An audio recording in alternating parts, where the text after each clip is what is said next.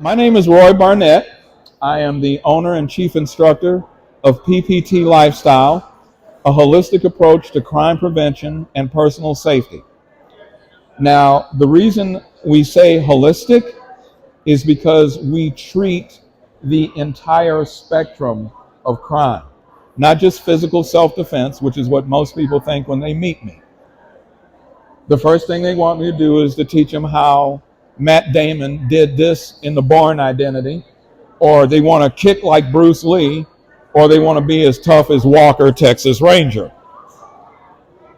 That ain't going to happen because you have to work to do that, and it doesn't really address crime. Now, the subject I'm going to talk about is crime, but specifically, I want to talk about mass shootings. Obviously, we're not that far away from Oxford, and it's in the news. And the first thing I want to tell you is that I, like criminals, don't give a flying rat's tail about your politics. It doesn't matter. Crime might be the only truly, I don't know, equal opportunity thing in the world. But we have a protocol that's called run, hide, fight. And I'm going to talk about that a little bit because that's the protocol they're using in our schools. It's the protocol they tell you that if you find yourself in a mass shooting, this is what you need to do. Run, hide, fight. When's the last time any of you went running? Okay, so we got the young guy over here, But we have a 62% obesity rate in this country. How many people do you think are actually capable of running?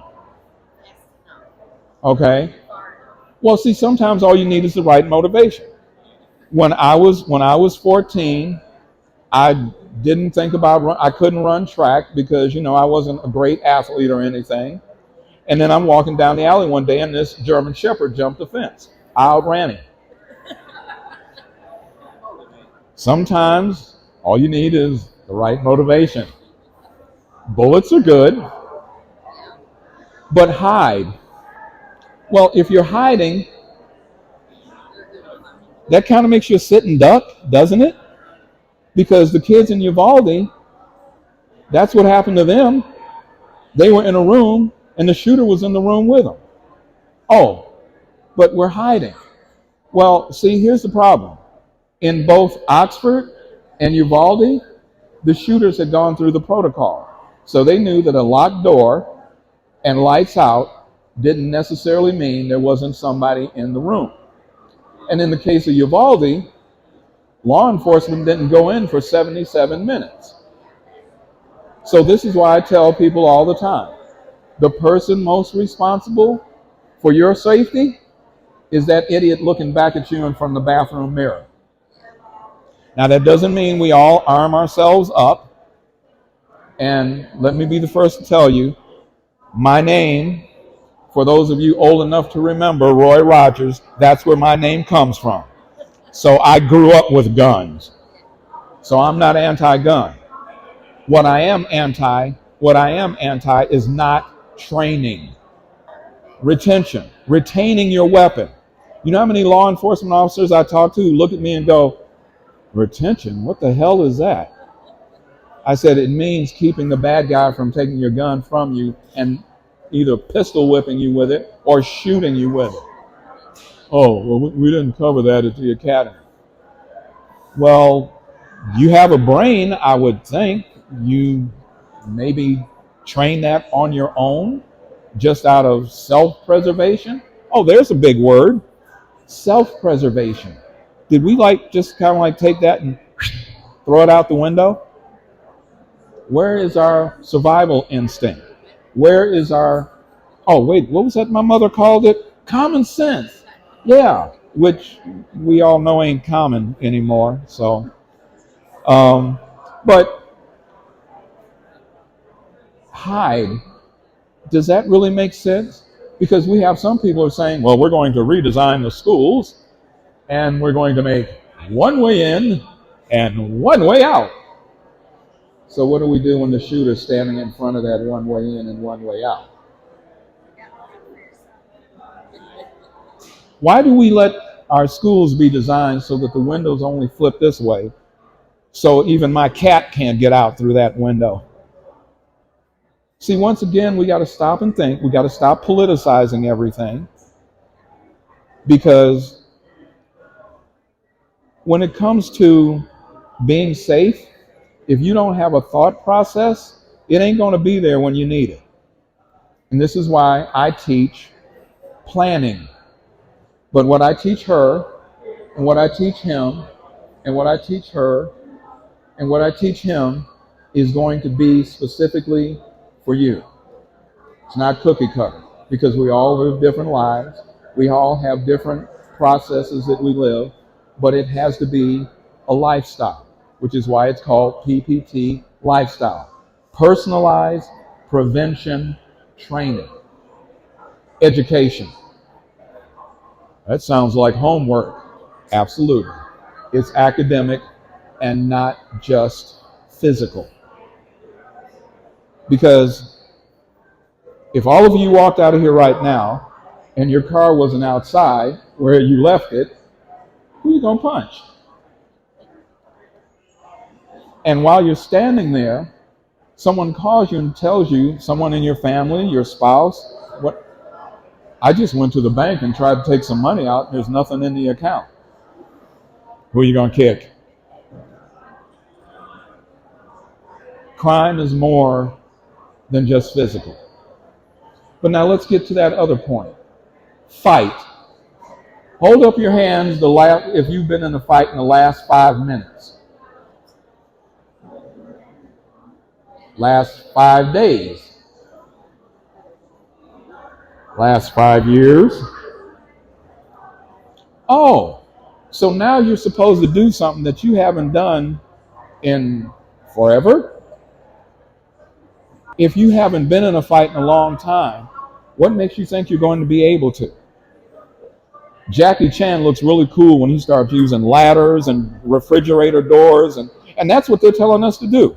Well, when you get in this situation, just grab something and turn it into an improvised weapon and protect yourself. And this guy's got a gun. He doesn't have to come in close enough contact with us to fight. He just has to pull the trigger. So run, hide, fight. Raise your hand if you think that's a well thought out process.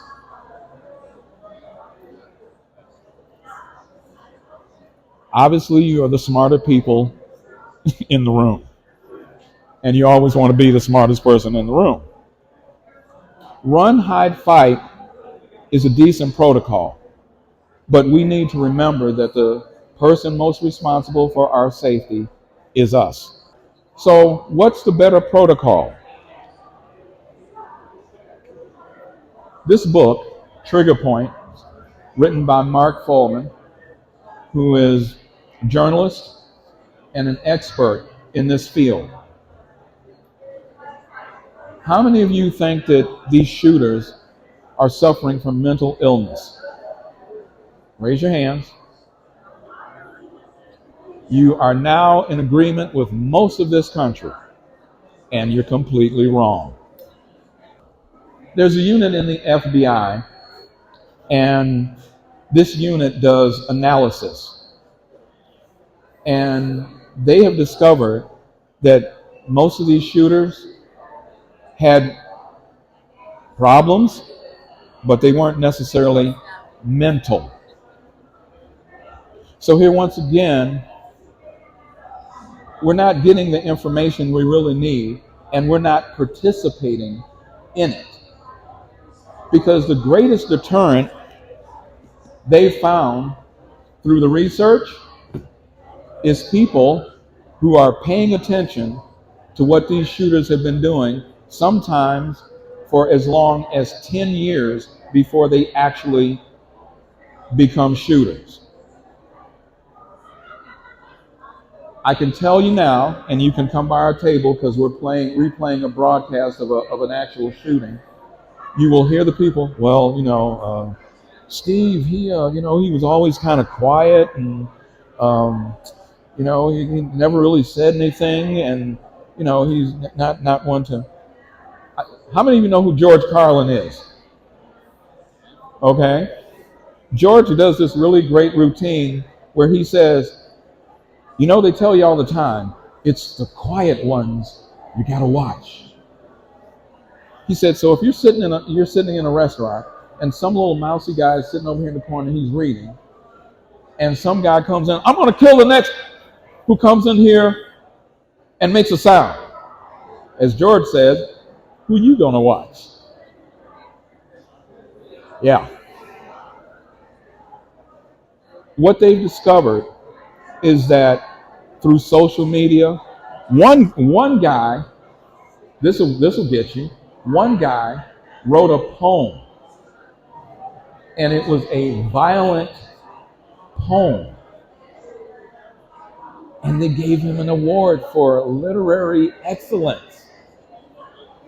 But in that poem, he detailed what he would do as a shooter, but nobody paid attention because, well, he doesn't seem homicidal. But when they go back after he's done this huge event, which you might have heard, little place called Sandy Hook. He's been writing about doing this for years.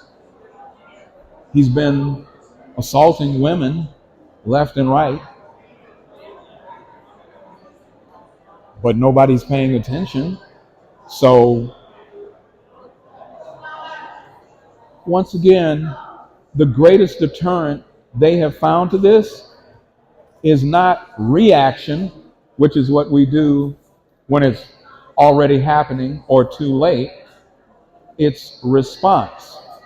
And response means that we've looked at the clues that are being given us instead of sticking our heads in those computerized things we all carry in our pockets now that are more powerful than the computers that took us to the moon and back.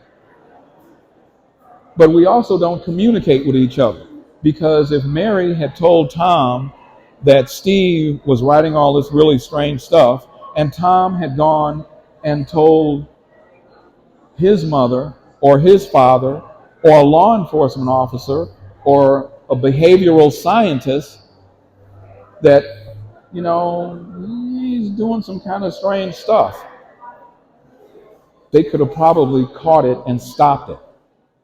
So the solution is not necessarily run, hide, fight, which is something we should have, because you got to have options. But if we can do prevention, the success rate of that we'll never hear about. Why do you think that is? Why do you think we'll never hear about the success rate if we do prevention? Never happened. Exactly. Okay, so let me ask you this question. Is it better for us to catch the guy when he shot up a bunch of people and they get him or they kill him? Or is it better we see the signs, the telltale signs, and we stop him from doing it, and it never happens in the first place? How many want to go with that last idea? Okay, so now my next question is, how many of you are going to participate in the process?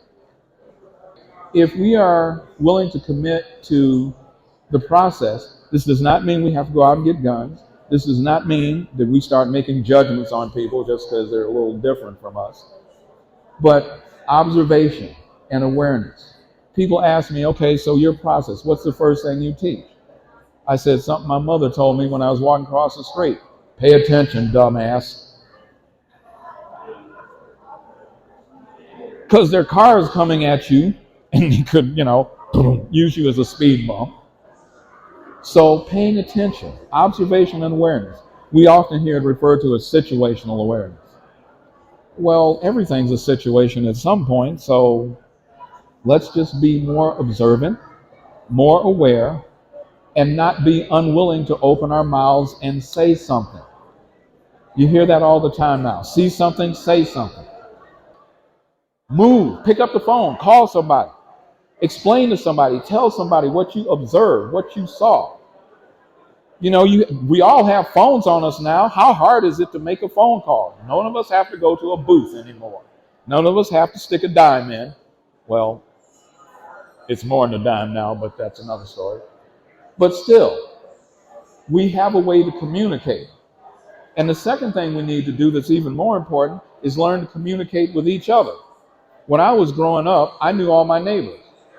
I live on a street now. I can't tell you the name of the guy who lives next door to me.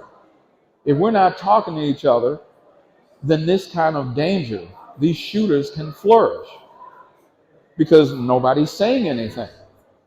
And it's not making you a snitch. It's not making you somebody who's telling tales out of school. It's you keeping each other safe. This is why when I take you through your process, it becomes, as my late fiance, I lost her to cancer 2 years ago, but she came up with the idea that what I'm teaching is thinking without thought. When we're kids, our parents tell us when you're about to sneeze or cough, put your hand over your mouth. How many of you do that now and it's not even a conscious thought? Sometimes you don't even feel the sneeze coming on, it's your hand is there.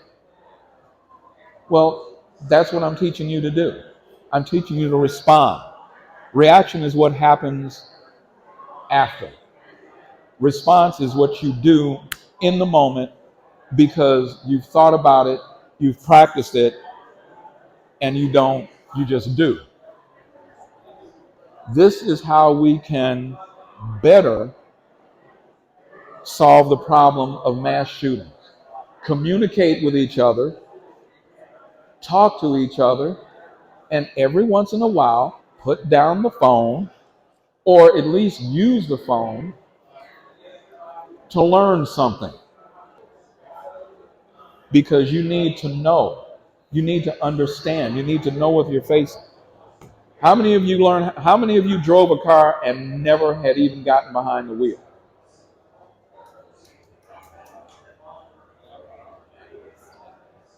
At some point you got to participate, right? You got to practice. People ask me, okay, so you've been a martial artist since you were 12. How often do you practice? If it's only 10 minutes a day, it's every day because I want it to be there when I need it. When I'm walking down the street, I want to be able to notice if somebody is watching me as I'm walking. And if I go this way and they go with me, if my head is down in my phone, I won't see that. When we talk about these shootings, there have been people who have walked past the shooter and see he has a gun in his hand and have no reaction whatsoever and just kept going. Well, I don't want him to shoot me. Well, over 50% of those people who said they didn't want him to shoot them, they were the first ones he shot. Hey, maybe if you'd screamed and said, he's got a gun, maybe he would have froze for a second. But you see, once again, what's our thought process? We don't think about it. We sit at home, we see these events on television, and then we're, oh, damn, that's a shame, Well, that won't happen here because, yeah, every time, and I travel around the country, every time I hear somebody on television say, well, yeah, that's a shame, but, I don't think that would happen here. I'm pretty sure the people in Oxford said that. I'm pretty sure the people at Sandy Hook said that. I'm pretty sure the kids down in Florida said that. Do I need to keep going? It may never happen to you, but it might happen to somebody close to you. How good would you feel if you had told them something because you had learned that kept them from becoming that statistic? It's not hard, just communication, just observation. It's kind of like, well, I don't have time to exercise. Really? Because if you walk around this lot, you just exercise. Didn't cost you a dime. The reason that we incorporate exercise and good nutrition into what we teach is because exercise and good nutrition raises your cognizance level, which makes you more observant and more aware. Side effect, you're healthier. Side effect, picking up your kids, your grandson, putting groceries in the car, putting books up on the shelf, all that becomes easier. Nobody needs to become an Olympic athlete, but we have to function every day. So that's why we have our exercise program, which is called TPAC, Total Fit Action Conditioning. The reason it's called total is because we use a total gym, and the total gym is used in physical therapy, hospitals, sports teams, all around the world. For people, well, I have a back problem, I have a knee problem. Well, that's why we use the total gym, so that we can adapt exercise to your limitations, so they're no longer limitations. And the reason it's called action conditioning is because we're in action every day, not necessarily fighting, but we're getting in and out of cars, we're getting up to move furniture, we go to the store, we carry groceries. You're in action every day. But if you don't take care of yourself, when you get to be 69, you start, oh, my knee hurts, oh, my back hurts. You know how many 30-year-old kids I get telling me they can't walk 5 blocks? I can walk 11 miles and not even give it a second thought. Now, my mother used to tell me all the time that intelligence is not something you learn from books. Intelligence is something that you constantly cultivate. So you got to talk to people, you got to talk to each other, you got to communicate. We have to involve ourselves in reading and listening. And I know, okay, so we've got fake news. But see, here once again, we're making an assumption. We're making an assumption that everybody is bad.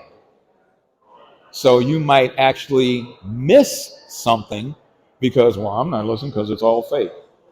That has nothing to do with politics. That has to do with ideology, rhetoric, and if you hear something enough, you start to believe it.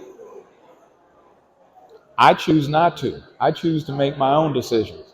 When people ask me, are you Democrat? Are you Republican? Are you Catholic? I happen to be. My response is always the same. My mother's name was Lois, my father's name was Percy, and my name is Roy. That's the name they gave me. That's who I am. Thank you all so much for taking the time to listen.